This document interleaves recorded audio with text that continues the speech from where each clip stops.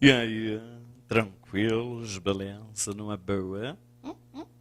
Muito bem, estamos de volta, falamos sobre redação oficial e chamamos no último bloco a atenção para a turminha do Radar PC, as correspondências oficiais que não estão previstas no Manual de Redação da Presidência da República.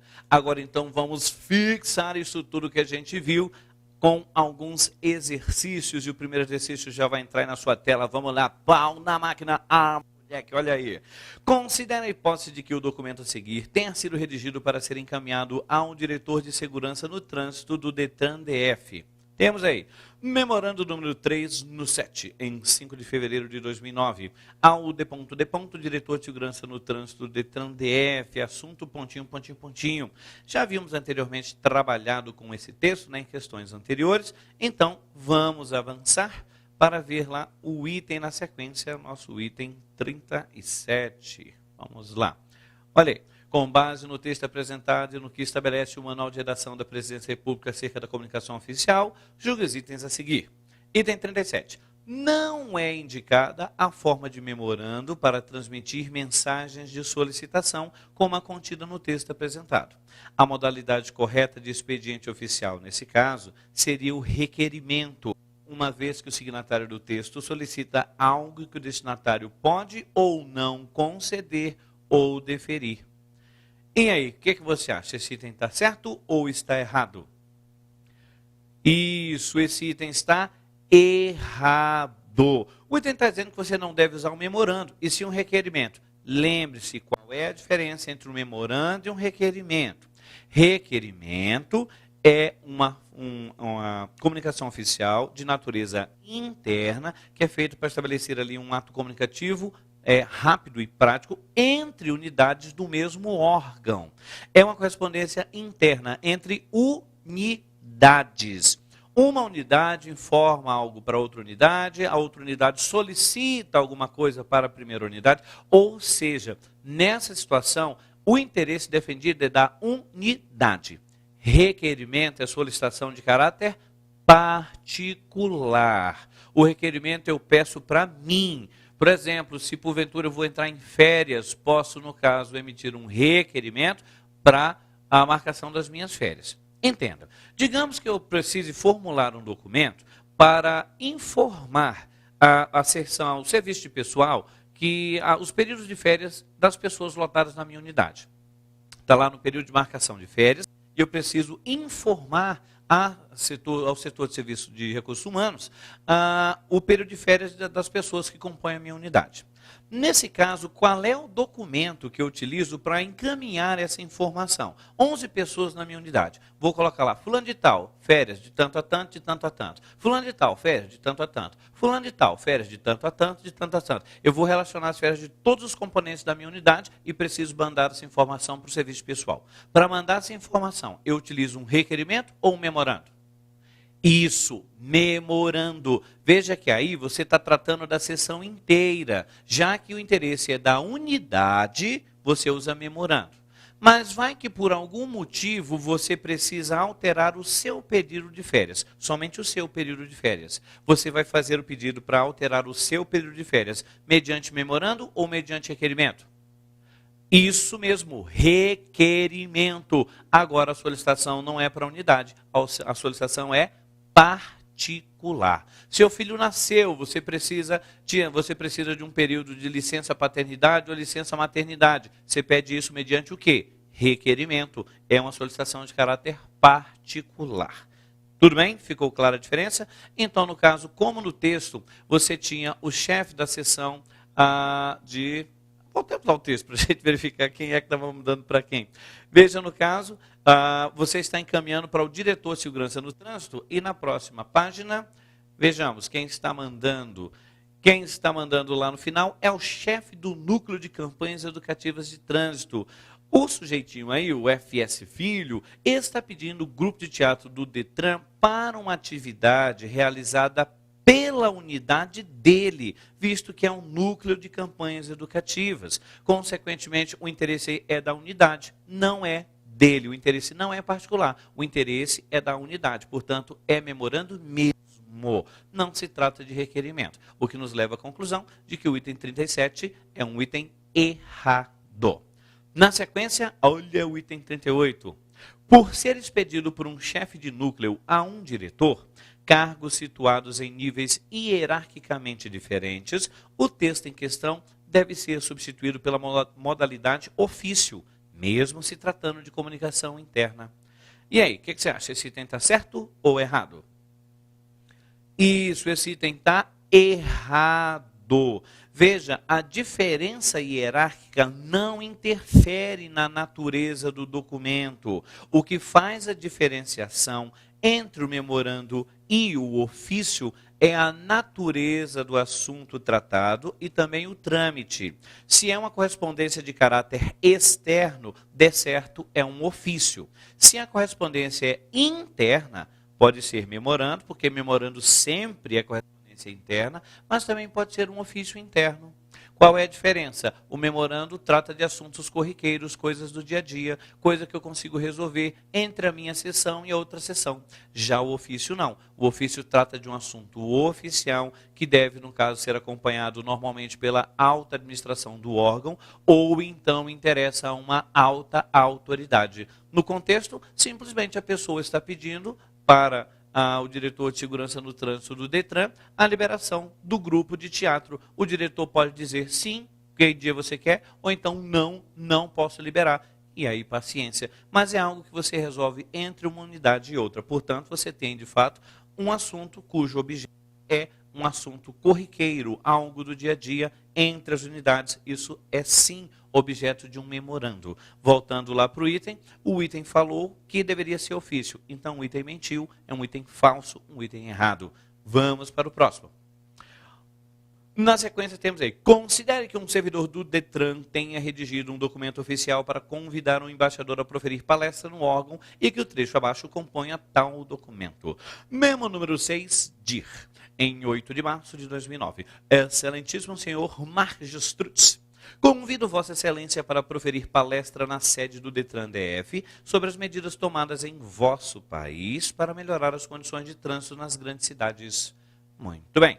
Vamos aí ver o item na sequência. Considerando essa situação hipotética, julgue os próximos itens. Item 39. Foi adequada a escolha da forma memorando, visto que o convite geralmente constitui uma comunicação curta. Certo ou errado? Isso, esse item está errado. A extensão do ato comunicativo define qual será o ato comunicativo a ser utilizado? Não, de forma alguma. A primeira coisa que define o ato comunicativo é o trâmite. Veja, o cara é servidor do Detran e ele vai convidar o embaixador. Essa correspondência é interna ou essa correspondência é externa? Externa, com certeza. A pessoa está chamando o embaixador que está fora da estrutura burocrática administrativa do Detran. Portanto, se a correspondência é externa, é um ofício. Não interessa que o texto seja curtinho. Se é correspondência externa, é ofício. Só de a correspondência sair do órgão já está representando o órgão, portanto ganha caráter de oficialidade. Aquela correspondência está falando pelo órgão, no contexto pelo Detran. Consequentemente, correspondência externa é ofício, não memorando. Por isso o item está errado. Item 39, então, errado. Item 40. Atende às normas de elaboração do memorando o emprego do vocativo com o nome do embaixador. E aí, item certo ou errado? Não, esse item não está errado. Está erradíssimo. Ah, professor, não me assuste assim. É só para jogar uma adrenalina no sangue, sabe? Esse item está erradíssimo, erradíssimo. Primeiro detalhe. Porventura, memorando tem vocativo? Não tem. Vale lembrar, você tem 3 simplificações na estrutura do memorando. Aquele padrão ofício, aquela coisa pomposa que nós vimos, serve sobretudo para correspondência externa. Como o memorando é uma correspondência interna, ele abre mão de boa parte das formalidades. A identificação, memorando, número tal, é feita do mesmo jeito que você faz um ofício. Mas a indicação da data já é simplificada. Vai ficar em e a data na sequência. O endereçamento também é simplificado. No endereçamento, em vez de você colocar toda aquela estrutura pomposa com endereço e tudo, o endereçamento de um memorando é somente ao senhor cargo. Como no endereçamento do memorando ao senhor cargo, você já tem a formulação básica do vocativo, memorando não tem vocativo. É o terceiro ponto, então. Memorando não possui vocativo. Só de o item falar em formulação de vocativo e memorando, o item já está errado. Além disso, ainda que houvesse um vocativo, em correspondências que tem vocativo, o vocativo é só senhor e o cargo. Você nunca coloca o nome da autoridade no vocativo. Nome da autoridade aparece no endereçamento de correspondências externas. A Sua Excelência o Senhor, cargo e o nome e endereço. Ou então, ao senhor, à senhora, cargo, nome e endereço. No endereçamento é que aparece nome de alguém. No vocativo, não. Vocativo é senhor e o cargo, a não ser que seja chefe de poder. Excelentíssimo senhor presidente da República, excelentíssimo senhor presidente do Congresso Nacional, excelentíssimo senhor presidente do Supremo Tribunal Federal. Fora isso, e lógico, a tradicional utilização de magnífico reitor para reitor de universidade, fora isso você tem senhor e o cargo, jamais o nome no vocativo. Portanto, o item está totalmente errado. Vamos para o próximo, item 41. Atende à prescrição gramatical o emprego do pronome possessivo vosso no corpo do texto, dado que o tratamento empregado foi Vossa Excelência. E aí, isso, errado, totalmente errado o item. Lembre-se, vossa só serve para quê? Para pronome de tratamento. Vossa só serve para pronome de tratamento. Vossa Excelência, Vossa Senhoria. Só serve para pronome de tratamento. Em nenhum outro lugar do texto você vai pensar em verbo conjugado para a pessoa vós. Você não vai pensar no pronome vos. Você não vai pensar no pronome vosso. Vossa só serve para pronome de tratamento. Ponto. Em nenhum outro lugar mais você vai pensar na pessoa vós. Portanto, quando o item afirma, voltando lá, quando o item afirma que você atende à prescrição gramatical, o emprego do pronome possessivo vosso no corpo do texto, o item está mentindo. É um item falso, um item errado. Você não pode usar vosso no corpo do texto. Vossa só serve para pronome de tratamento. Beleza? Avancemos então. Item 42.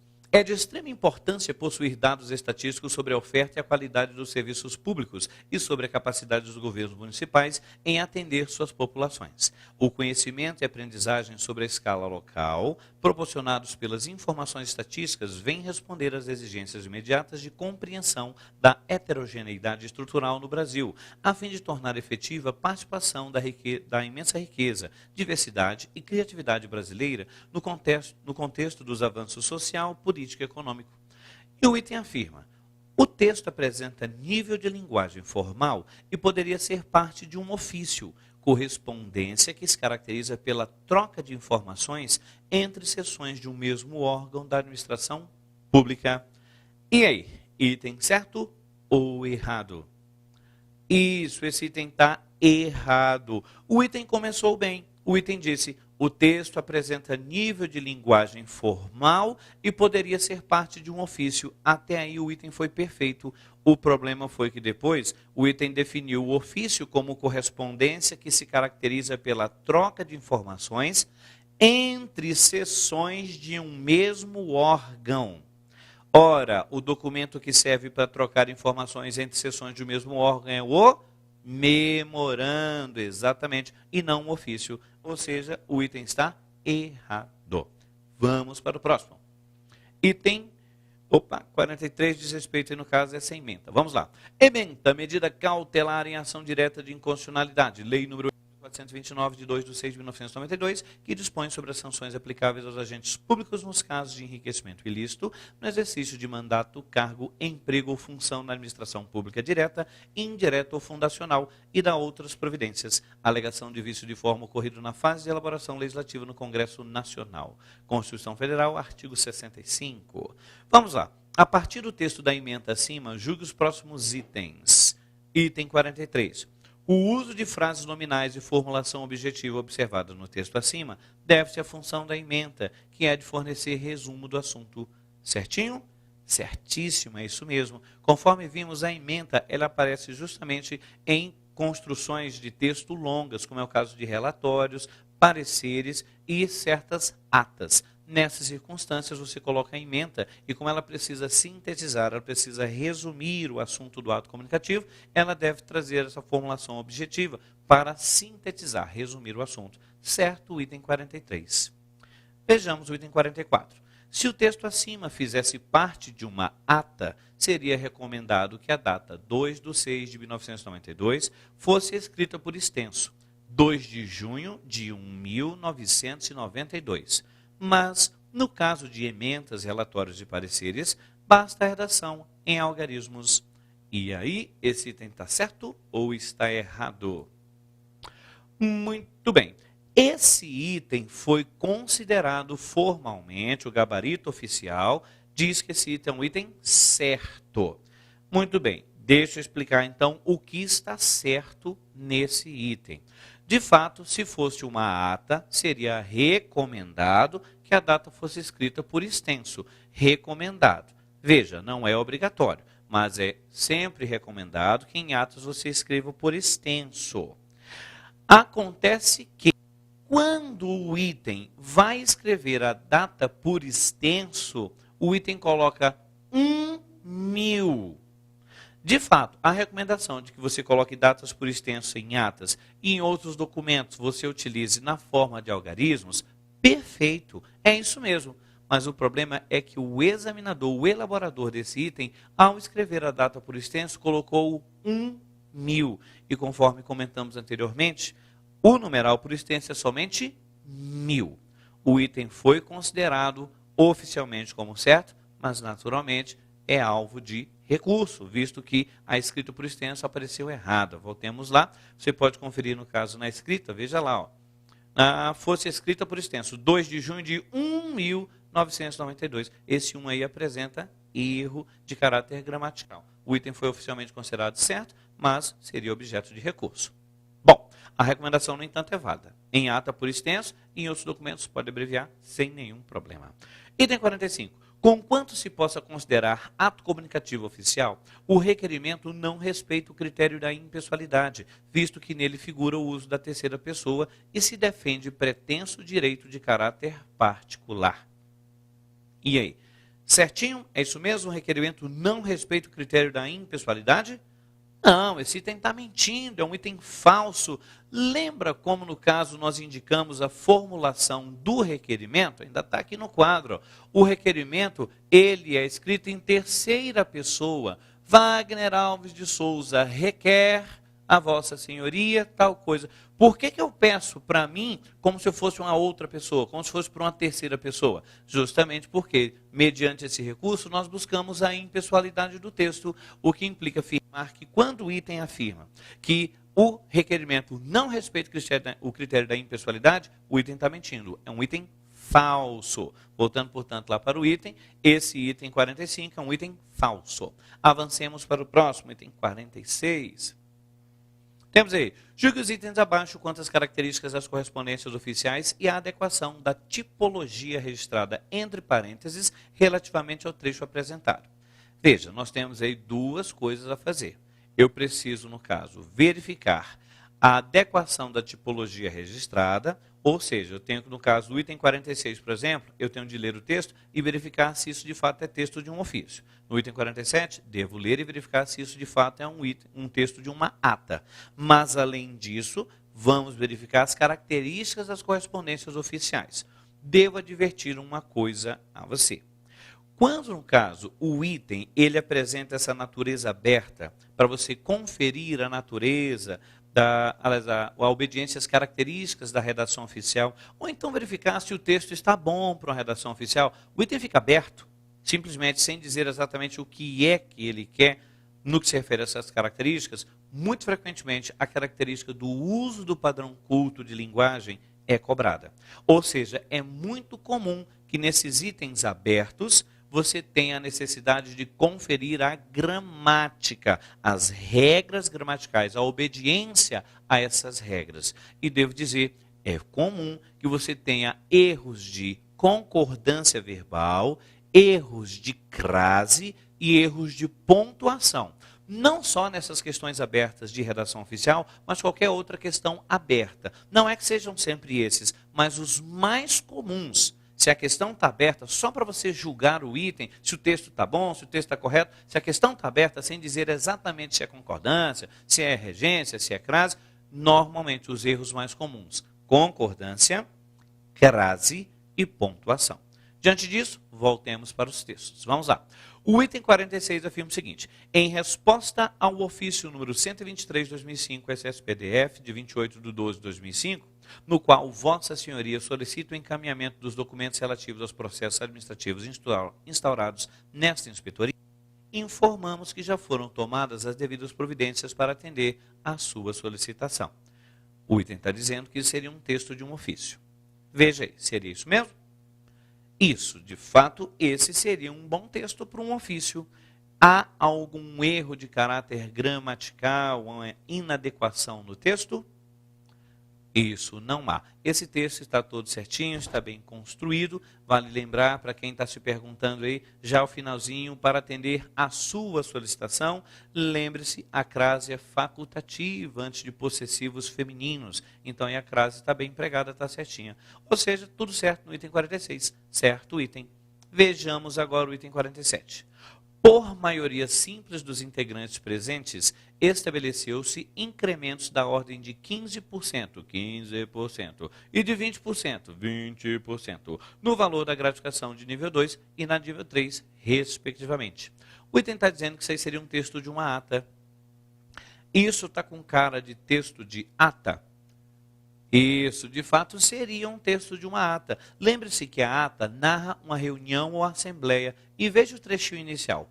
Por maioria simples dos integrantes presentes. Ora, se houve estabelecimento de alguma coisa por maioria simples, é porque houve votação. E se houve votação, você tinha aí uma reunião, uma assembleia. Então, de fato, é item, um textinho que seria de ata. Mas há um outro, porém, que a gente precisa verificar. O texto em si está bem apresentado ou temos algum erro aí? Dê uma olhadinha no texto. E aí, bom texto perfeito? Não, infelizmente não. Temos alguns apontamentos aí.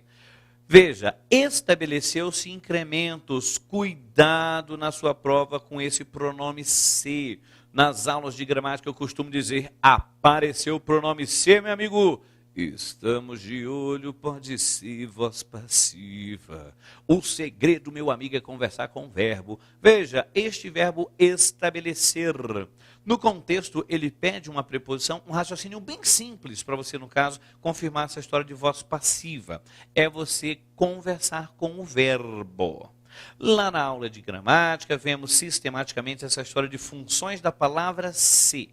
Lá na aula de gramática a gente vê isso sistematicamente, para fazer a diferenciação. Mas para o seu texto ou para a conferência da correção gramatical, você pode considerar da seguinte maneira: converse com o verbo. O verbo só vai te pedir uma coisa.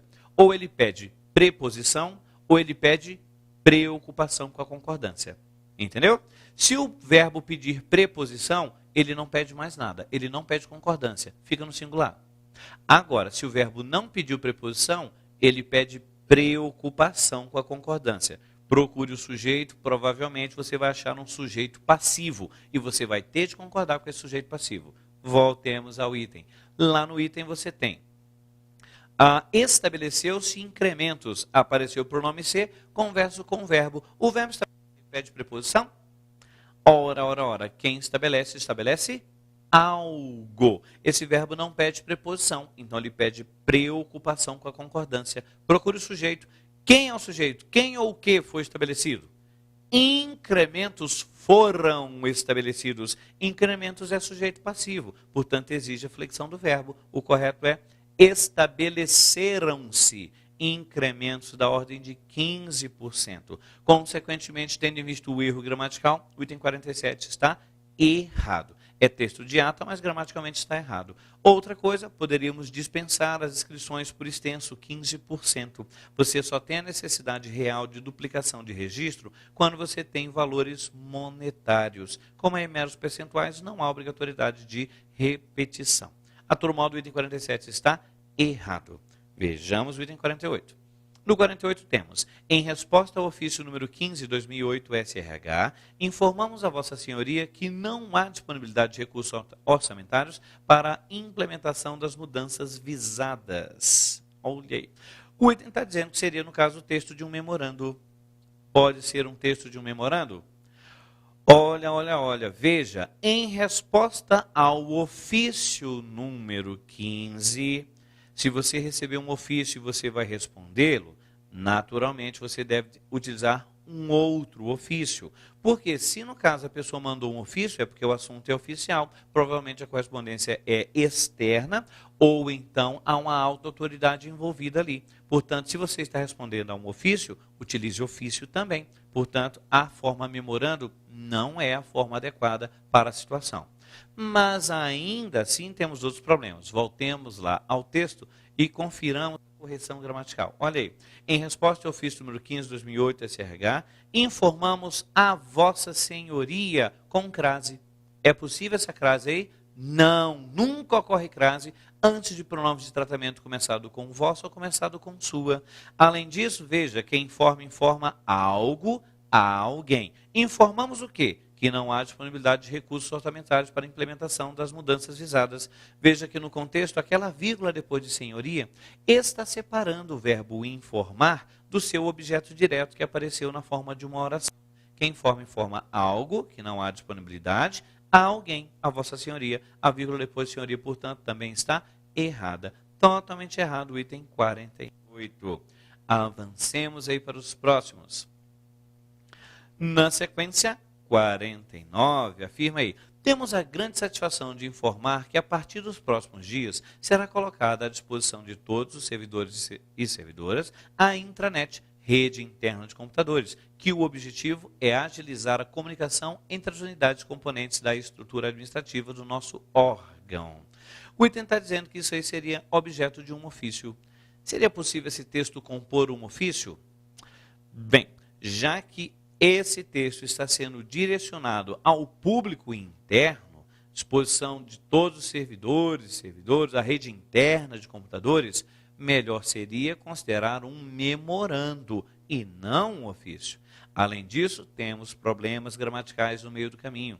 Temos a grande satisfação de informar que, vírgula, a partir dos próximos dias, vírgula, falta uma vírgula e depois do que, será colocada à disposição de locução prepositiva com centro feminino, faltou a crase aí, será colocada à disposição de todos.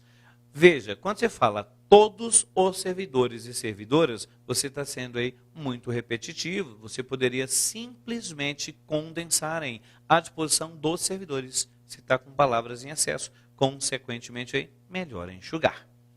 Bom. Além disso, temos aí a intranet, rede interna de computadores, que o objetivo é agilizar. Veja, o objetivo da intranet é agilizar. A relação de posse nos sugere colocar aí o relativo cujo objetivo é agilizar a comunicação entre as unidades componentes da estrutura administrativa do nosso órgão. Então, no contexto aí, temos uma série de incorreções, por isso o item 49 está errado. Tranquilos? Beleza? Muito bem, vá lá espichar as pernas um pouquinho, daqui a pouco vamos voltar para fazer mais exercícios para fixar bem essa história de redação oficial. Vamos lá, daqui a pouco a gente volta.